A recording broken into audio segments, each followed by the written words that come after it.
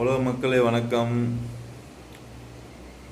தமிழ்நாட்டு முதல்வர் எம்.கே. ஸ்டாலின் அவர்கள், கல்வித்துறை அமைச்சர் அன்பில் மகேஷ் பொய்யாமொழி இவங்க நாடகம் ஆடுறதை பார்த்தீங்களா மக்களே? பள்ளிக்கூடத்தில் திமுக தான் காலை உணவு திட்டத்தை போடுறோம் அப்படின்னு சொன்னாங்களா? அதுவும் அங்கே சமைக்கலை. அதிமுக கூட்டணியிலேருந்து சாப்பாடு வாங்கி அங்கே போட்டாங்க. சரிங்களா? எல்லாமே நாங்கள் தான் செஞ்சோம்னு சொன்னாங்கள்ல. அப்புறம் இப்போதுக்கு மத்திய அரசுகிட்ட கத்துறீங்க? சொல்லுங்க. கலைஞர் தான் செஞ்சார், ஸ்டாலின் தான் செஞ்சாருன்னு சொல்லி பீர்த்துனீங்களா?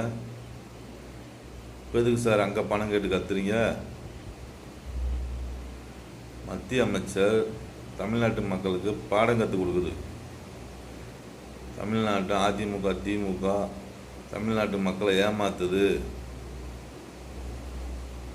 டீச்சரு வாத்தியார் பசங்களுக்கெல்லாம் நாங்கள் தான் பணம் கொடுக்குறோம்,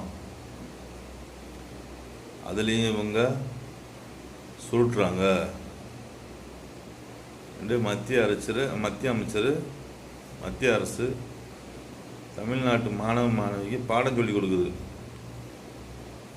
சரிங்களா? இவங்க ஹிந்தி வரக்கூடாதுன்றாங்க. யாரு? அதிமுக திமுக ஹிந்தி வரக்கூடாதுன்னு சொல்கிறீங்க.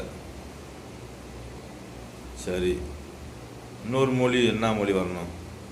இப்போ திராவிடம்ன்றது 2 மொழியா 3 மொழியா? திராவிடம்ன்றது 3 வார்த்தை தானே, 3 தானே குறிக்குது. அப்போ இன்னொரு மொழி என்ன மொழி? திருட்டு மொழி வச்சிருக்கீங்க.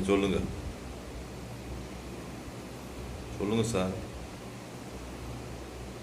இந்த முஸ்லீம் மொழியை உள்ள சேர்க்க போறீங்களா? அவங்க ஒரு பாஷை வச்சிருக்காங்க, அதை சேர்க்கறது தானே உங்களுடைய பிளானு. அடுத்து முஸ்லீம் மக்கள் ரேடியோ போடுறாங்க, பொதுமக்களை தொல்லை கொடுக்குறாங்க. நீங்கள் ஹிந்தி வந்தால் தொல்லை கொடுக்குன்றீங்களா? முஸ்லீம் மக்கள் ரேடியோ போடுறாங்க,